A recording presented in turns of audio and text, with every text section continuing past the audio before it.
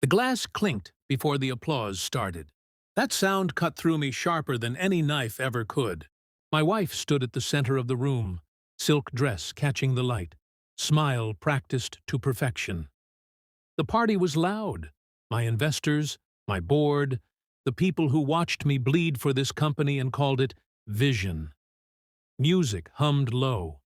Laughter spilled like champagne. Then she raised her glass. "To the real power in the room," she said. Her eyes didn't find mine. They slid past me, landed on him. A man I'd hired. A man I'd promoted. A man who now stood a little straighter, a little too comfortable in my world. People laughed, cheered, toasted. I smiled. Not because I didn't understand what she'd done, but because I understood it perfectly. My heartbeat didn't change. My face didn't betray me. Inside, something ancient and cold woke up, slow, deliberate. The kind of thing that doesn't scream. The kind that counts. I watched her hand brush his arm. A fraction of a second. Long enough to be intentional. Short enough to be deniable. That's how betrayal works. Clean, elegant, designed to make you question your own eyes. The room blurred at the edges, not from emotion, but from clarity. Moments rearranged themselves in my head like files snapping into place. Late nights. Sudden meetings. Her phone always face down. The way she'd stopped asking about my day. Because she already knew. I lifted my glass with everyone else. I drank, and I decided nothing would happen tonight. Because revenge done in anger is sloppy, and I don't do sloppy. Later, when the party thinned and the lights dimmed, she found me near the balcony. "You okay?" she asked. Concern layered perfectly over calculation. I kissed her cheek, felt the warmth of her skin, smelled his cologne on her neck. "Best night of my life," I said. She smiled back. That smile used to mean home. Now it meant war. That night, I didn't sleep. I lay beside her, listening to her breathing slow, her body relax into the lie she thought she'd sold me. I stared at the ceiling and replayed every interaction with him, every meeting he'd insisted on attending, every decision he'd gently nudged. He wasn't just sleeping with my wife, he was positioning himself, and she was helping.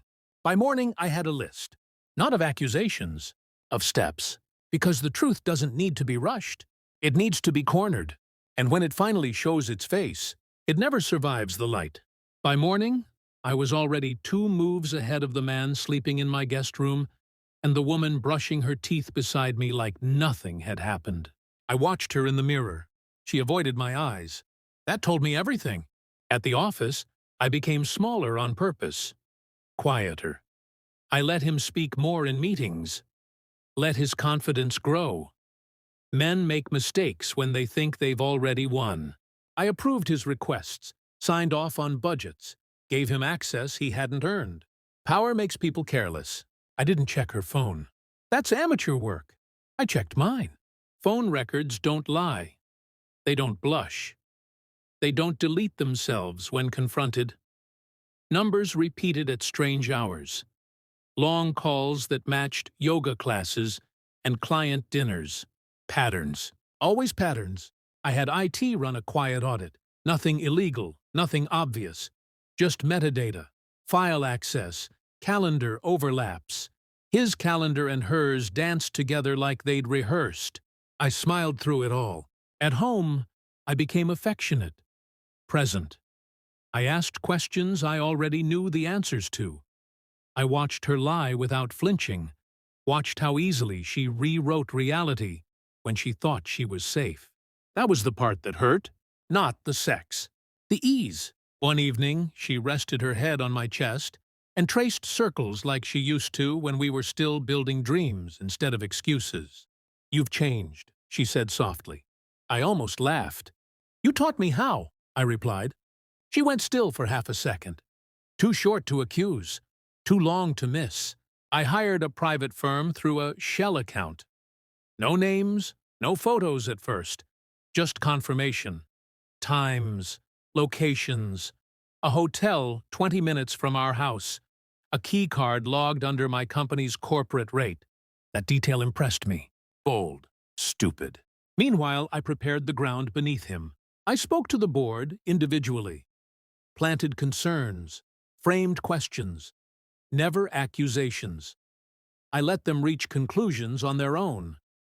People trust thoughts they think are theirs.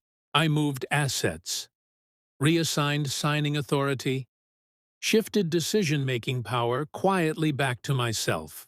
He didn't notice. She didn't ask. They were busy celebrating a future they hadn't earned. The firm sent the final report on a Tuesday morning. I didn't open it right away. I made coffee, read emails, approved payroll. Normality is a weapon when used correctly. When I finally looked, there it was. Dates, photos, proof. Enough to destroy a marriage. Enough to end a career. Enough to ruin a reputation that still thought it was untouchable. I felt nothing. That scared me more than rage ever could. That evening, my wife asked if I'd be late. No, I said. Tomorrow will be important. For what? She asked. I met her eyes, held them. For clarity. She laughed, uneasy. I didn't. Because the truth was already seated, waiting. And tomorrow morning, she would walk into my office and finally understand who had been sitting in my chair all along. She arrived early. That alone told me she sensed something shifting beneath her feet. I was already there, but not in my office. I stood behind the glass wall of the conference room, watching as she walked down the hallway with practiced confidence. He followed a few steps behind her, tie slightly loose, posture relaxed, like a man who believed the building already belonged to him. They stopped, both of them, because my office door was open, and someone else was sitting in my chair. My chair. He was older, gray at the temples, calm, hands folded, a face that had ended careers without raising its voice. The man who had helped me structure the company when it was still an idea, scribbled on a napkin. The chairman. My wife's breath caught. I saw it from across the room. Her hand tightened around her phone like it might save her. "What's this?" she asked, voice thin. I stepped out then. Slow. Measured? "Good morning," I said. Her eyes snapped to me. Relief flashed first, then confusion, then fear, as the pieces finally began aligning faster than she could stop them. He spoke before either of them could. "We've reviewed the audit," the chairman said calmly, "and the internal investigation." My wife looked at me like she'd never seen me before. "What investigation?" she whispered. I placed a thin folder on the table. Not slammed, not dramatic, just there. Inside were copies, phone logs, expense reports, hotel receipts, photos taken from a distance, far enough to be undeniable, close enough to be cruel. Her hands shook as she flipped through them. "No," she said. This is taken out of—" I raised a finger. She stopped. "That used to be our signal when I needed silence. Amazing how habits survive betrayal." I turned to him. "You accessed confidential systems without authorization," I said evenly. "You rerouted funds. You violated ethics policy. And you slept with my wife." The last sentence landed softly, harder that way. He tried to speak, failed, swallowed. "I can explain—" "I know," I said. "You already did. Repeatedly. Over the last 6 months." The chairman slid a termination document across the desk. "Effective immediately." Security was already on their way. My wife wasn't crying. "Not yet?" "Yes." "You knew at the party?" "Yes." Her face collapsed in on itself. "You smiled," she whispered. "I wanted you to enjoy it," I replied. She reached for me. I stepped back. "Please," she said. "We can talk. We can fix this." I leaned closer, lowered my voice so only she could hear. "You didn't betray me in the bedroom," I said. "You betrayed me in public. You crowned another man king in a room built by my blood." Her knees buckled. Security arrived. He was escorted out, pale and silent. My wife remained. I picked up my coat. "This office," I said, glancing around, "was never empty. You just forgot who owned it." I walked out. The office felt different after that. Quieter. Not because voices were gone, but because lies were. I didn't go home that night. I didn't need to. Home had already burned down weeks ago. I'd just finally smelled the smoke. She called. Once, twice. By the fifth call, her voice broke through the screen in fragments. Apologies without structure. Regret without accountability. Love spoken like a last currency she hoped still held value.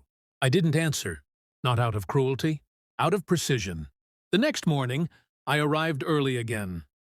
Old habits die hard. I sat at my desk and reviewed documents I'd postponed while building a future that had never existed. Divorce papers waited in a clean folder. Not angry, not rushed, just complete. She showed up at noon. No makeup, no confidence.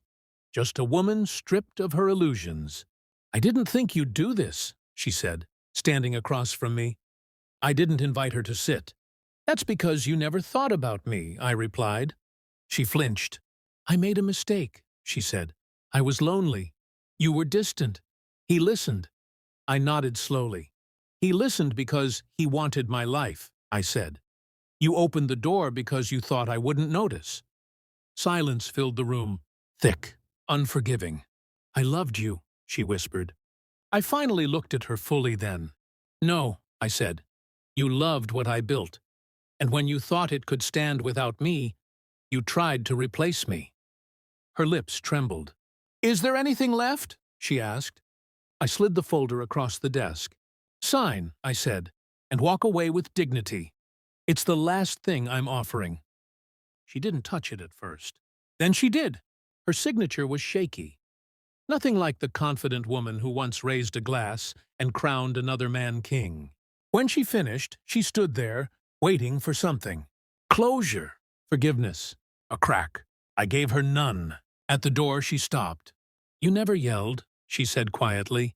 You never begged. You never broke. I met her eyes one last time. I did, I said.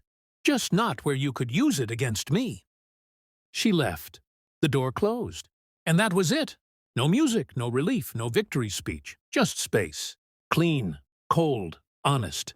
I sat alone and felt something settle inside me. Not peace, not happiness. Control. People think revenge is about destruction. It isn't. It's about removing access. I didn't ruin her. I simply stopped protecting her from the consequences of her own choices. That company? Still mine. That chair? Always was. And the man who once smiled through betrayal? He didn't disappear. He evolved. Because when someone shows you who they are, you don't argue. You adjust. And you never offer them a seat at your table again.